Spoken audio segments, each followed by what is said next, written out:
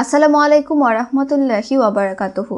আশা করি সবাই ভালো আছেন। সবাইকে স্বাগতম জানিয়ে শুরু করছি এখনকার সংবাদ প্রতিবেদন। সেনাবাহিনীর অবসরপ্রাপ্ত মেজর সিনহা হত্যাকাণ্ড কি সাগররুনি হত্যাকাণ্ডের মতো চাপা পড়ে যাচ্ছে? বুয়েট ছাত্র আবরার হত্যার বিচার কি বিশ্বজিৎ হত্যার মতো হতে যাচ্ছে? ছাত্র সমাজ প্রতিবাদ না করলে এদেশে আজ আর কেউ ন্যায় বিচার পায় না। ধর্ষক, কুলাঙ্গার, অবৈধ ভোট ডাকাত এমপি নাজিমউদ্দিনের বেলায় মিডিয়া চুপ কেন? সকলে প্রতিবাদ করুন। সরকার খুব ভালো করে জানে কিভাবে একটা ইস্যুকে আরেকটা ইস্যু দিয়ে চাপ দিতে হয়, আর আমরা বাঙালিরা সেটা লুফে নিয়ে মেতে থাকি। এভাবেই চলছে, এভাবেই হতে থাকবে যদি না আমাদের টনক নড়ে। দোয়া করি আপনার হাত ধরে পরিবর্তন আসুক। হিসাবের খাতা ভারী হচ্ছে। দেখছি আর দেখছি, দেখতে থাকি। বটবৃক্ষের মতো শতাব্দীর সাক্ষী হয়ে থাকি। বহু রাজার শাসন দেখেছি, বহু সাম্রাজ্যের উত্থান পতন দেখেছি। আমি অধৈর্য হই না, কারণ জানি 10 বছর আগে পরে ধ্বংস অনিবার্য। বিচারহীনতার সংস্কৃতির কারণে আজই বাংলাদেশ ধারাবাহিকভাবে কিছু গোষ্ঠী অপরাধ করে তারপরও স্বাধীনভাবে চলাফেরা করছে। মাওলানা ভাসানী, হোসেন শহীদ সোহরাওয়ার্দী, ফজলুল হক, বঙ্গবন্ধু জিয়াউর রহমানকে দেখিনি, দেখে ভিপি নুরুল হক নূরকে, আর অবাক হচ্ছি। এই সব কিছুর মধ্য দিয়ে আসামিরা বের হয়ে আসবে, যেমন মিন্নি, প্রদীপ সহ আরো অনেকেই। কারণ সরকার একটা ধামাচাপা দিতেই আরেকটা ইস্যু তৈরি করে। আমি খালি ভাবছি, যেদিন বস্তা পচা লীগ ক্ষমতায় থাকবে না, সেদিন তাদের অবস্থাটা কি হবে। এত পাপের শাস্তি কি এই দুনিয়ার জীবনে তারা শেষ করতে পারবে? অপরাধী কাউকেই ছাড় দেওয়া হবে না। অপরাধী ও জড়িতদের দৃষ্টান্তমূলক শাস্তি দেওয়া হবে বলে আমরা বিশ্বাস করি। কেউই অপরাধ করে পার পাবে না, সে যত ক্ষমতাবানই হোক না কেন। কিন্তু কখন আসবে সেই সময়? অত্যাচারী ব্যক্তি চিরকাল বেঁচে থাকে না, কিন্তু তার উপর অভিশাপ চিরকাল বিদ্যমান। কথায় আছে, আগের হাল যেমনি যায় পিছের হালও তেমনি যায়। আসামিরা যেহেতু জেলের মধ্যে আছে, আপনারা শুধু আদালতের রায়ের দিকে নজর রাখবেন। উল্টাপাল্টা রায় দিলেই কঠোর আন্দোলন গড়ে তুলবেন, যেন সরকার চাপে থাকে এবং আসামিদের জামিন বা খালাস দিতে না পারে। সালাম, জব্বার, রফিক, নাম না জানা হাজারো শহীদের যেই রকম মমত্ববোধ দেশ বা ভাষার প্রতি ছিল, খুব কষ্ট হলেও সত্যি আমাদের মাঝে তা অনেকাংশে কম। এদেশে প্রধানমন্ত্রীর হস্তক্ষেপ ছাড়া ন্যায় বিচার পায় না। দেশের বাকি সব রাম ছাগল। এদেশে শুধু বাবার হত্যার বিচার হয়, আর সেই বাবার হত্যার বিচার করার জন্য অবৈধ ক্ষমতায় দেশে সন্ত্রাস তৈরি করে তাদের ক্ষমতা তুলে দিয়েছে, আর সেই ক্ষমতায় দেশের জনগণ অশান্তি ভোগ করছে। যতদিন এই অবৈধ সরকার থাকবে, সঠিক বিচার হবে না। প্রাথমিকভাবে জনগণ অপরাধীদের গণপিটুনি দিয়ে যোগ করতে পারবে, তাই হবে সঠিক বিচার। তাই তো দেখছি দিন শেষে তারাই জয়ী হয়ে যাচ্ছে। বুঝতে হবে আমাদের, মানে জনগণকে একটার পর একটা ঘটনা দিয়ে ব্যস্ত রাখছে এবং তারা তাদের ফায়দা ঠিক লুটে নিচ্ছে।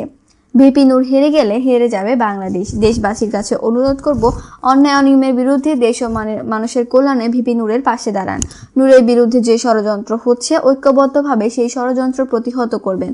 সরকার একটার পর একটা ধামাচাপা দিচ্ছে, মানুষকে বুঝায় বিচার করছি।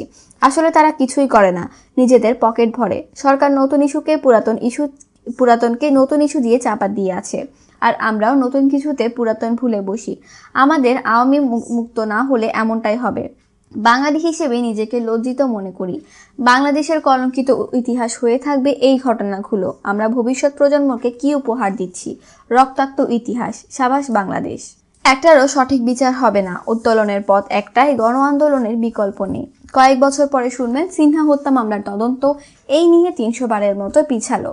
এই সরকারের পতন না হওয়া পর্যন্ত বাংলাদেশে ধর্ষণের শাস্তি হবে না। সরকারের পতন চায়, সুষ্ঠু নির্বাচন দেখতে চাই, নুরু ভাইকে রাষ্ট্রনায়ক হিসেবে দেখতে চাই। গত 1 যুগ যাবৎ শুধু ধামাচাপার সংস্কৃতি চর্চা হচ্ছে। এবার ভিন্ন প্রসঙ্গ।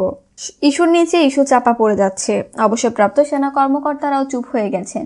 হয়তো তাদের নেতারাও বিক্রি হয়ে গেছে কর্মরত সেনা কর্মকর্তাদের মতো। শুনেছি প্রচুর সুযোগ সুবিধা আর নগদ টাকা, প্লট, এরকম হাজারো সুযোগ সুবিধা দিয়ে সেনাবাহিনীকে হিজড়া বানিয়ে রেখেছে। তাই তাদের উত্তেজনা নেই, আবেগ নেই, কিছুই নেই। একজন নিহত মেজর সিনহা হয়তো অন্যদের কাছে আর তেমন ম্যাটার করে না। মেজর সিনহা হত্যায় সরকারের হাইকমান্ড জড়িত, তাই প্রদীপের গায়ে আঁচড় লাগার সম্ভাবনা নেই। বরং খারিজ হয়ে যেতে পারে মেজর সিনহার বোনের করা হত্যা মামলাটিও, কারণ গ্রেফতারের আগে ওসি প্রদীপ সবকিছু নিজের মতো করে সাজিয়েছিল।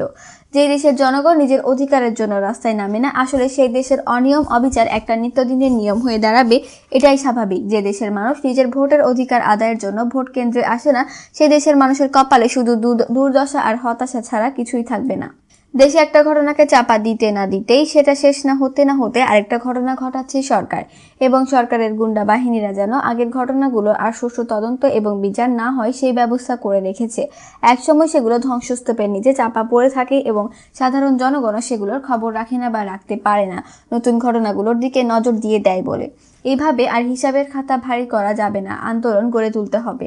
মিস্টার নুরুল হক লিখেছেন, সেনাবাহিনীর অবসরপ্রাপ্ত মেজর সিনহা হত্যাকাণ্ড কি সাগররুনি হত্যাকাণ্ডের মতো চাপা পড়ে যাচ্ছে, যা এ নিয়ে ৭৫ বারের মতো পেছালো?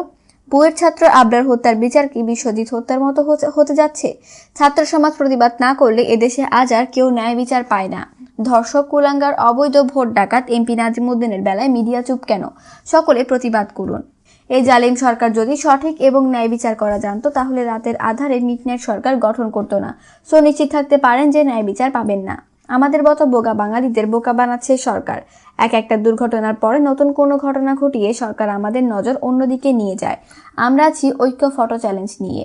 এই সরকারের আমলে বিচার চাহিয়া লজ্জা দিবেন না, পারলে ঐক্য গড়ে তুলুন। দলমত নির্বিশেষে জনগণকেও মাঠে নিয়ে আসতে হবে। 10 লাখ লোককে নিয়ে অবৈধ সরকারের পদত্যাগ করাতে হবে। তাদের পরিবারের লোকজনের রাস্তায় নেমে জনগণের কাছে বিচার চাওয়া উচিত। সরকার তো ঢিলামি করছে।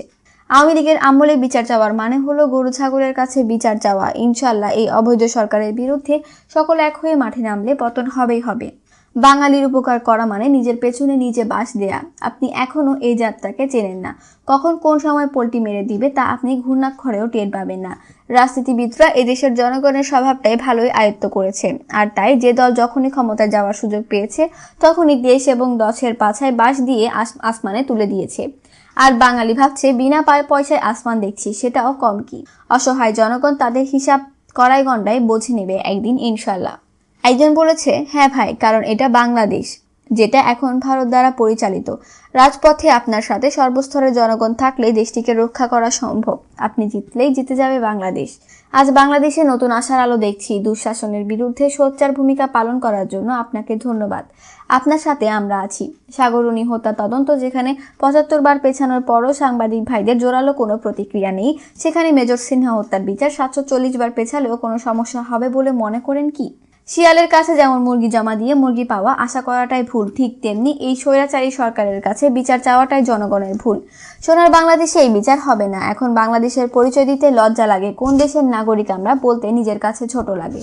আমরা সিলেটের সাময়িক বরখাস্ত 4 পুলিশ সদস্য হলেন বন্দরবাজার পুলিশ ফাঁড়ির in charge SI Akbar Hossain Bhuiyan, constable Harunur Rashid, তহিদ মিয়া ও টিটু চন্দ্র দাস।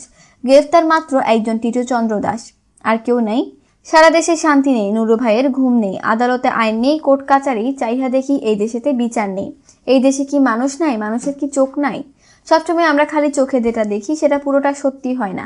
পর্দার আড়ালে অনেক গল্প থাকে, সেই গল্পগুলো কখনো কখনো বের হয়ে আসে, কখনো বা চাপা পড়ে রয়। আমরা গল্পের সত্যটা জানতে চাই, চাই সুষ্ঠু এবং নিরপেক্ষ বিচার। ভুলে যাব জানি ইস্যুতে আমার বোনটি তনু, বড় মায়া চোখে কত না কষ্টে মৃত্যুর রং ধনু। দূষিতা বোন আজও কেঁদে যায়, ভুলতে পারে না ভাই। এত নিপীড়ন আর কতদিন জনতা সইবে ছাই। দিন দিন হিসেবের খাতা ভারী হচ্ছে। ছাত্র সমাজ প্রতিবাদ না করলে এদেশে আজ আর কেউই ন্যায় বিচার পায় না।